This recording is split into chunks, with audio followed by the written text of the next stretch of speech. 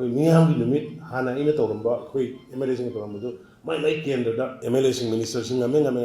DC gi level da khoi compulsory Miyamgi limit tawgadabani SP gi level da power khoi keno se good governance relationship with police and the peoples sigi leiba mayam se khoi haugrabani scheme awat mayam karai da dagi hoji relief da leiba sing yum anogo sana na gi khoi center da gi first phase gi oina paisa pire relief da hoji school college da leiba privacy leita ko akhuju kange akhuju kapibani moina awaba da urga ngarang nahan mak mori da leiba adagi chochampur da gi laga atai jana leiba sing gi awat apa kampal larik tamna na bagi kali tawna bagi awat mayam se khoi committee semaga DC gi level da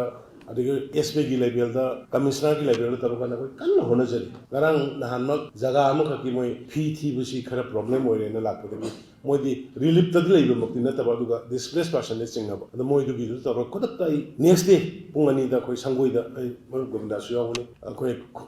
kaino da sangoi da kawra kan da director ma yan kawra kan da school education gi duna government school da ala kura tamalo free da tamalo college gi duna nangi sahi ni wali dugi madugi magi fee magi textbook kari du loina ai khoi na government na free pi gi da famda thamalo